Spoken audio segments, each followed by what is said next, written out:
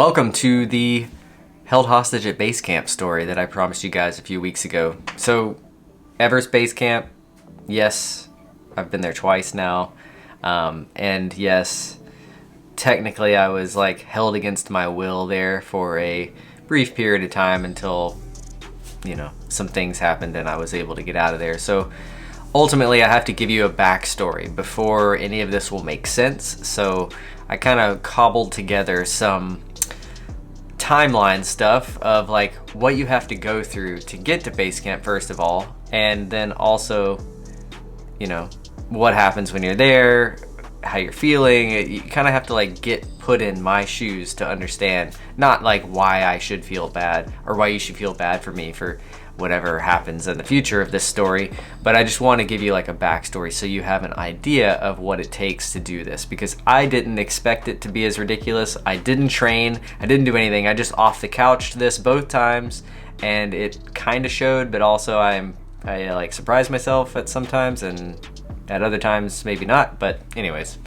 so let's get into it. I have some video stuff prepared for you guys, but ultimately I just want to talk about what happened prior. So let me give you some background story of what happened and why I went to Nepal in the first place. So first of all, I got a message in like mid 2019 that said, hey, it was just a random Instagram DM. That's pretty much how every single interaction happens with me, either an email or Instagram DM.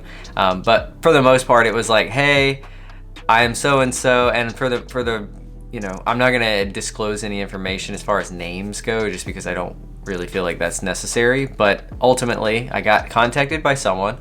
They said, hey, we want you to come to Nepal. There's this big thing we're gonna have. There's gonna be a bunch of YouTubers involved, and we're gonna go through this thing where we have you guys film videos of this hike or trek, whatever you want to call it, and ultimately whoever makes the best video wins $100,000, and it's a free trip, and you'll get to hang out with a bunch of influencers, and you know, ultimately it's just a win-win for everybody. Except, you know, in the back of my mind I'm like, who is paying for this? And they were saying, okay, it's like the Nepal tourist organization or the government, aka, because they want more people to come to Nepal. So anyways, take in mind that's late 2019. So that all happens, and then 2020 happens. So it was supposed to happen like mid 2020. I think it was actually supposed to happen March 2020. And obviously stuff started hitting the fan early in that year, and ultimately it got pushed because no one wanted to be at high elevation and traveling into weird countries. Not that Nepal is weird, but into other countries, because there were people flying from all over the world. They weren't going to fly to a country that already is at a disadvantage for breathing because they're at high elevation, but also there was a, you know, a thing going on with people not being able to breathe well because of whatever happened in the year of 2020. So anyway, so it didn't happen. They kept in contact, they kept hitting me up. They said, all right, cool, we're gonna do it next year, whatever. Ultimately, it ended up happening in November of 2021. They said, hey, our budget's been cut. A lot of people backed out. There are not as many people coming anymore. You know, there's only 13 or so parties, where originally there were supposed to be 40.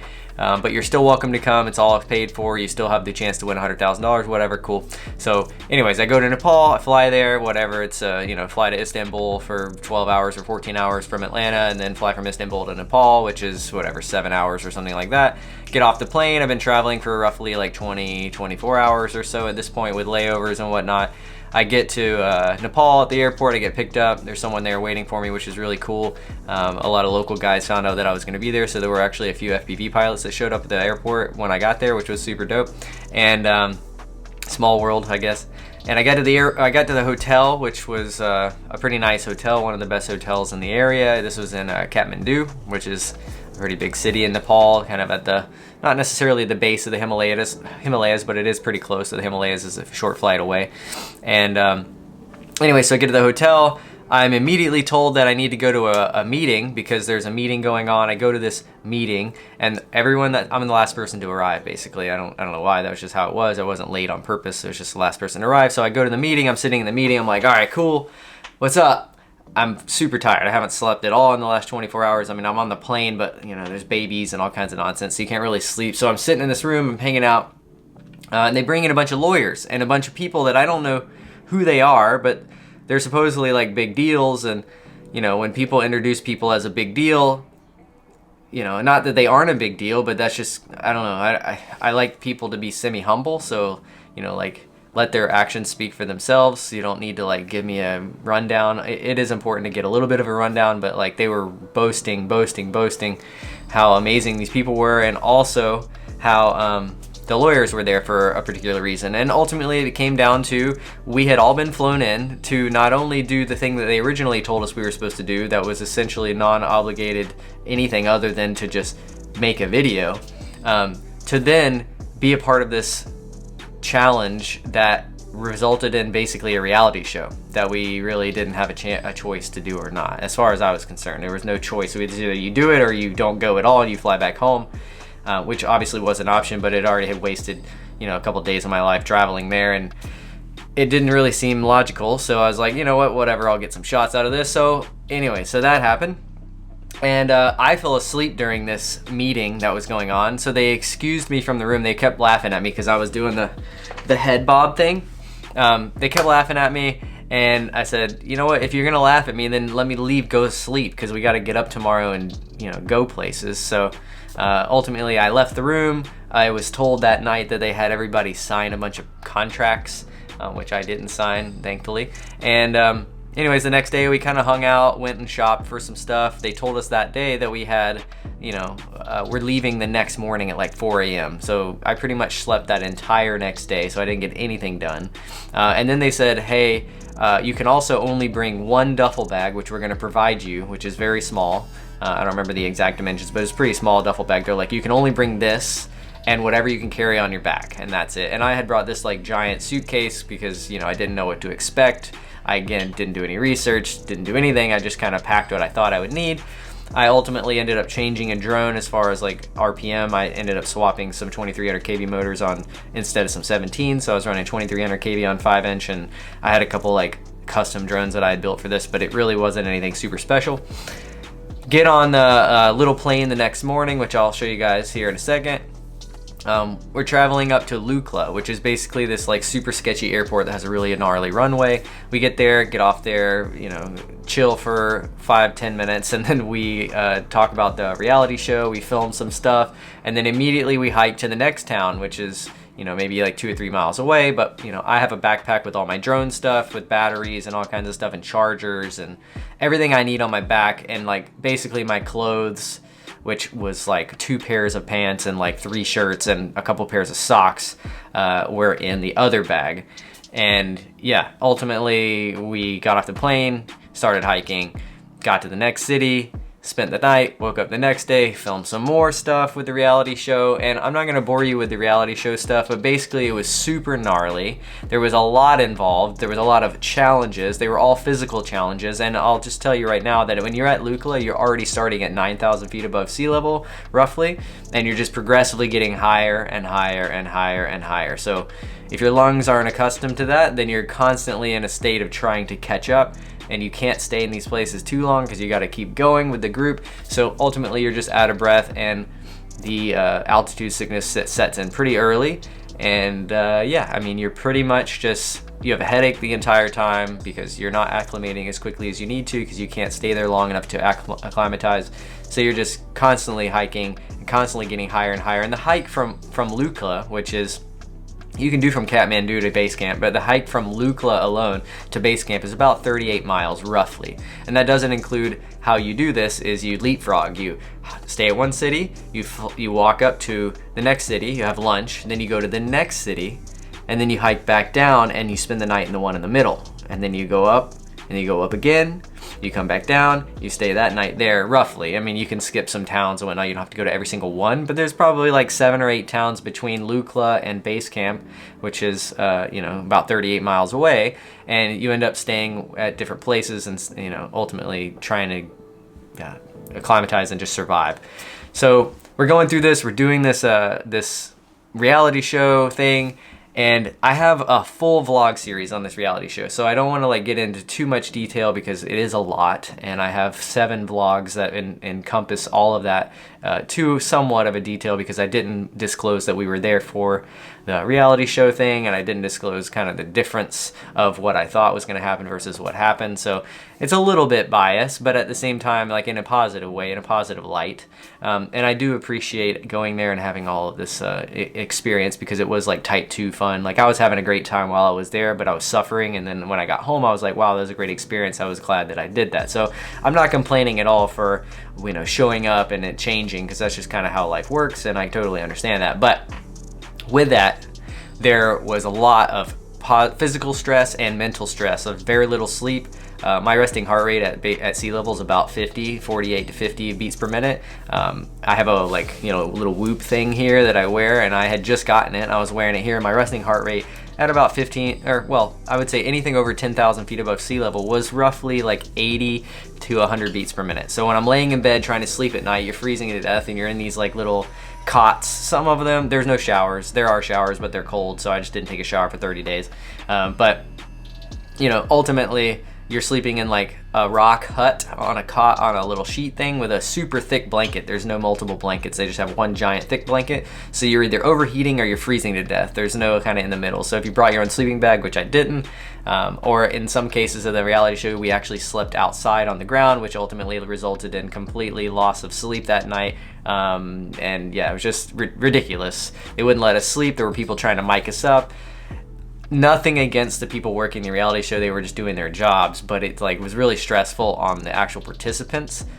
Yes, the people working and carrying all the gear, they were having a rough time as well, because they're working physically. But we're also supposed to be capturing, you know, video and content for our video that we're supposed to be making for what we originally thought we were going there for, as well as doing this reality show, and as well as doing physical challenges that are resulting in injury, because there were multiple people that got injured on this trip and have permanent injury. So long story short, we get to base camp, everything's cool, whatever, we go about our lives, everything's cool, no one died, but there was a lot of, like I said, physical injury. But on this trip, I met some people, and I made friends with a lot of people that were ultimately locals, and you know, mountaineers, guides, do whatever they do, and that's how they make a living, and they were super cool to me, and they were amazing. So I made some friends, came back home, everything was cool. When I maybe like a year later, I got a call from one of those guys, and he was like, hey, do you want to come back to Nepal and do that again? And I was like, I mean, what is it for, really? And they were like, oh, okay, well, I mean, it's for this thing. You know, it's kind of secret. We can't talk about it. We're going to send you some paperwork. If you want to fill out an NDA, then we can do that. And then, you know, ultimately, I signed some things with some sketchy, like, just print signature, as in type it online and send it over, like, not even in the right place. I don't know. I just felt sketchy about it. And then basically, they're like, hey, cool. We'll pay for everything. All you got to do is come and fly, and you'll have a chance to dive Mount Everest. Like, that was what I ultimately wanted. I wanted to try to dive Mount Everest with a mini quad, which sounds really cool, right? Like, first person to dive Mount Everest with a mini quad, that would be rad.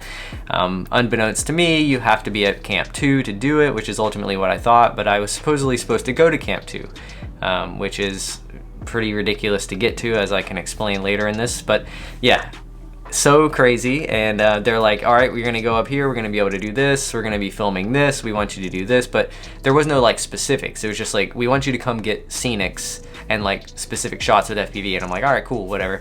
So they're like, we're gonna pay for everything, that's cool, but can you go ahead and book your ticket?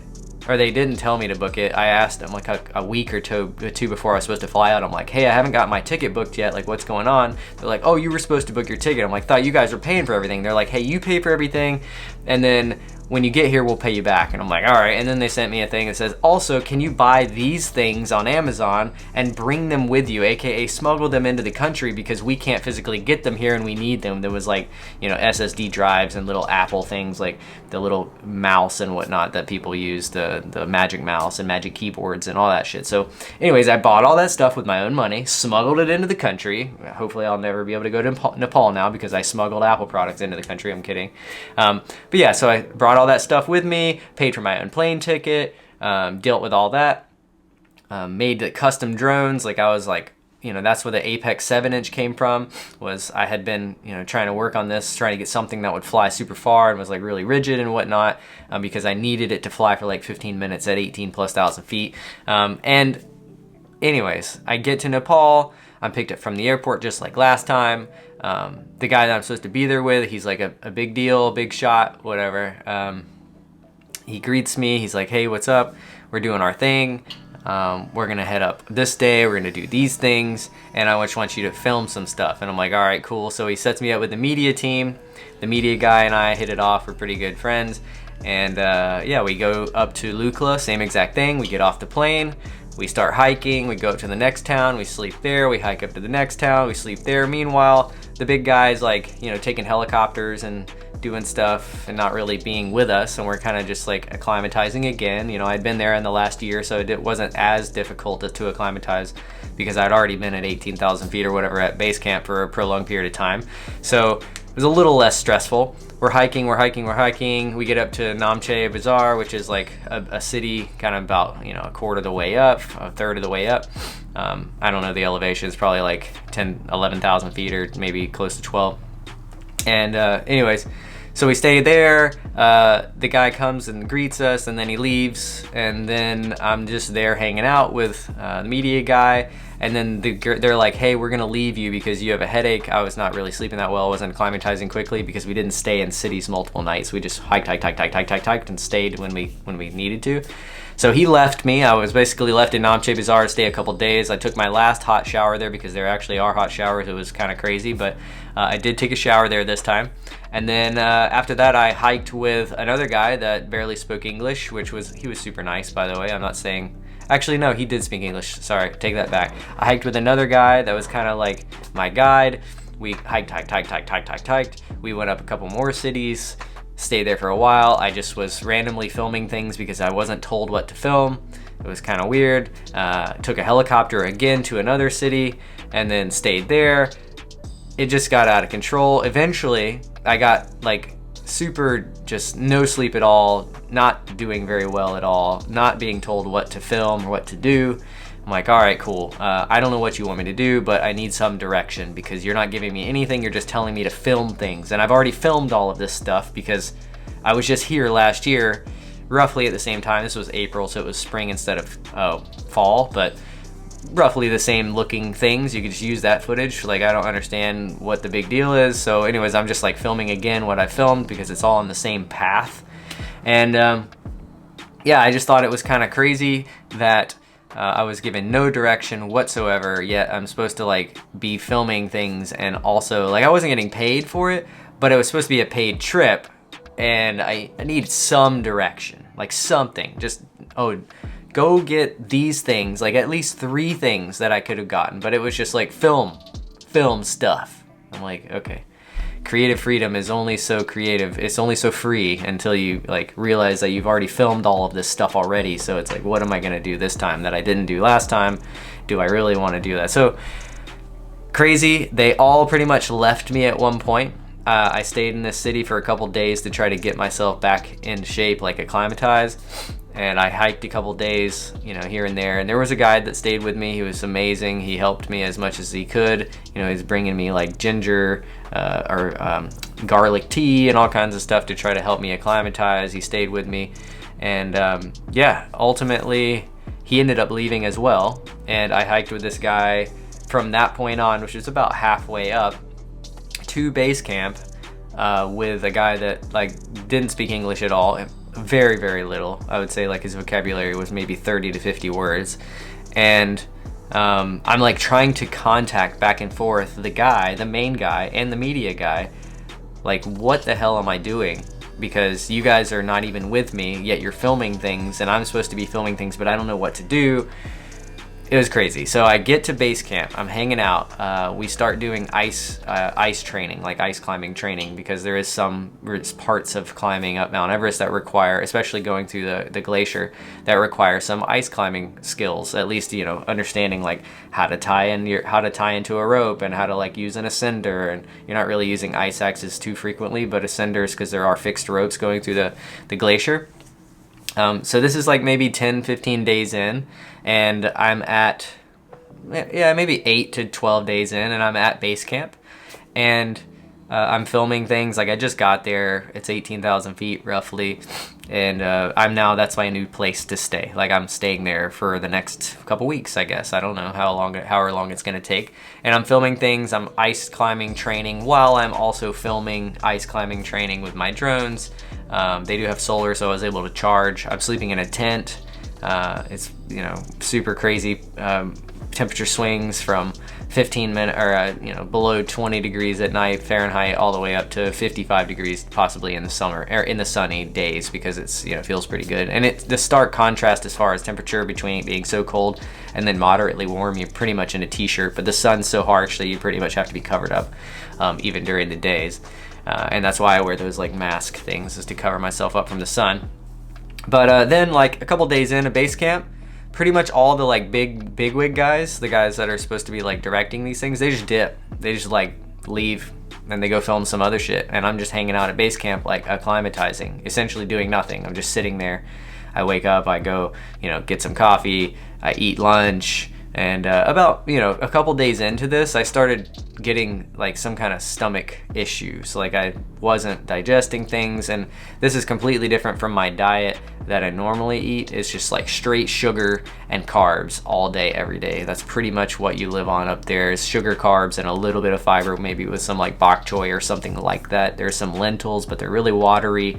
But a lot of it is like bread and just freaking Snickers bars, literally. So that's pretty much what you're living off of. So my body's like, what are you doing? And my energy levels have been draining since I got to Nepal, because I don't weigh that much and I'm carrying a lot of stuff and I'm not intaking enough calories, and I'm just burning a lot more calories because my heart rate's so high. So I'm just like depleting. My battery is slowly draining and draining and draining and draining. And anyways, like midway through, like 5 days, 6 days in, 7 days in, I'm like, yo, like, where are you at? Because first of all, this is on WhatsApp, because, you know, there's nothing, you can make a phone call, but it's fucked.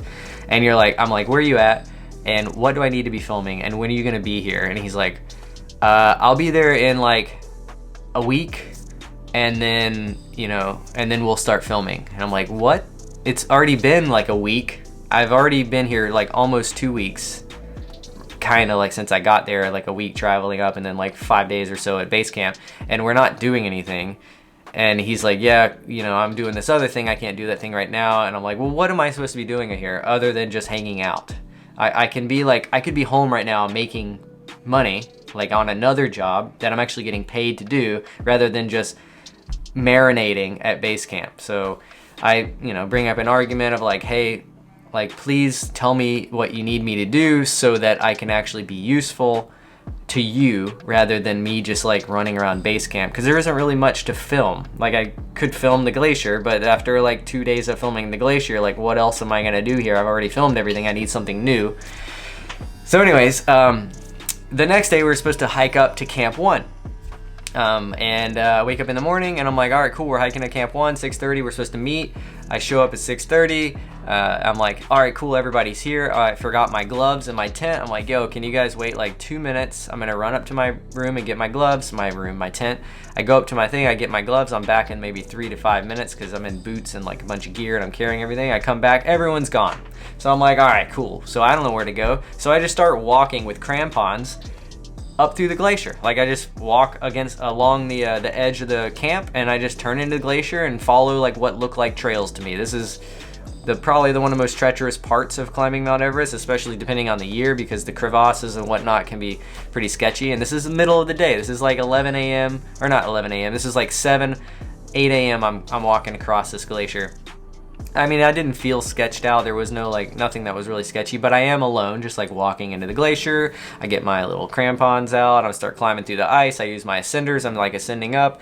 I end up getting to a point where I'm like, look, I don't know where I'm at, but I have a good idea where I'm going. So I just popped the drone up and I flew as far as I could to try to find my group. I ended up finding them with the drone, and I flew back down, and then I ended up climbing up to them. It took me, a couple hours to get there, and by that point it's almost 11 a.m. So the sun is at like full peak. It's like melting the glacier, and it's getting more dangerous per se. And yeah, that was just like a really ridiculous scenario that happened on this trip. I did fly the glacier. I got to hang out. I got to see a lot of crevasses and just like deal with myself for the hours that I was out there by myself in the glacier, which was pretty cool. And then I ended up turning around and coming back. I made it probably 3/4 of the way to Camp 1, and then I found my group and they were descending, so I just followed them down.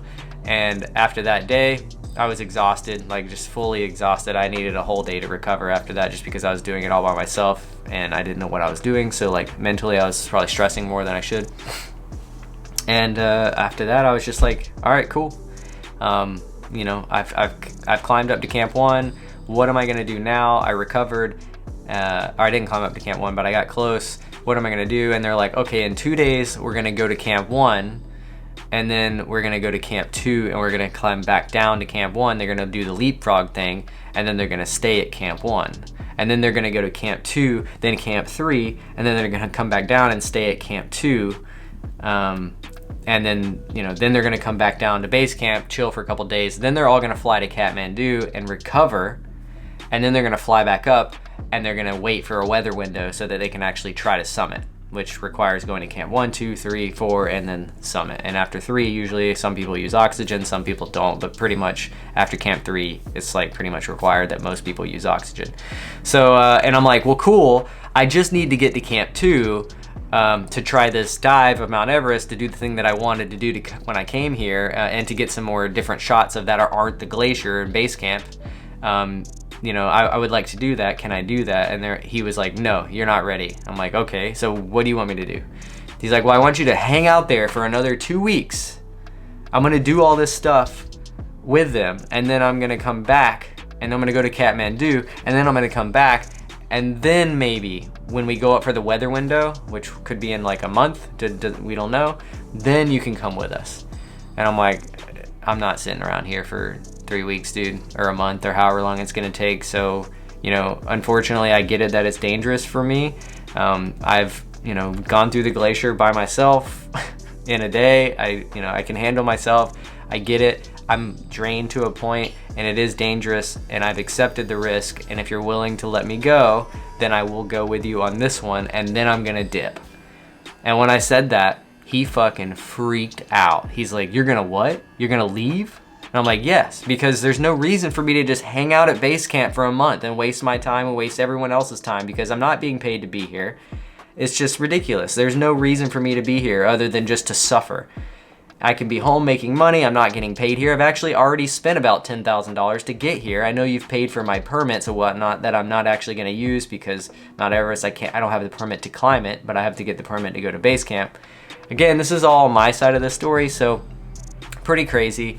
And I'm like, I'm gonna leave, but I need you to like let me go on this trip. He refused. He says, no, you're not going. I'm like, all right, cool. So I'm gonna leave now. So I start like inquiring about getting a helicopter to fly me back to Kalukla and then fly me back to Kathmandu. Everything hits the fan, like fucking, he starts messaging me in a group chat with all these other people that I'm actually in front of, and he's like telling them that I'm doing these things even though we're in the same chat, like they can see what's being said. And he's basically like trying to turn his cronies against me when the cronies are like right next to me and they know that I'm not a piece of shit. But ultimately it was just a fucked situation. And I was still having digestion issues, and I literally just said, you know what, like, if you don't want to get me out of here, like, I am sick actively, and I can do what I want to do, but like, I'm not gonna sit here for a month and just suffer. So it's funny, but I was in the bathroom so much, which is literally just a little pot thing on top of a bunch of rocks with a tarp around it. I was in there so much that I actually 3D scanned the inside of it. I would be in there like for an hour or two at a time just because my stomach was jacked. And I was just like 3D scanning the inside of that thing, because I was like, what can I do in here? I don't know what to do. So I'm like, whoa, let's fucking 3D scan it. I'll try my iPhone 13 with a LiDAR on it. And I'm like, bah. So stupid, but yeah, I was in there a lot.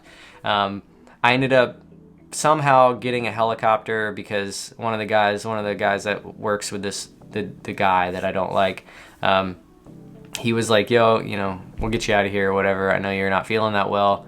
And I'm like, all right, cool. He's the main dude's like threatening me. He's like, if you don't go to the hospital immediately when you get there and there's not something physically wrong with you, then I'm going to sue you for everything. And I'm like, okay, whatever. So I land in Kathmandu after flying to Lukla in a helicopter. I get there, whatever. I go to the hospital. I have a kidney stone and I'm severely dehydrated. And I weigh like 115 pounds, which my average weight is between 130, 135 generally. So yeah, not like death, but I have some pictures that I'll show you guys here, and it was just obnoxious. The amount of bullshit.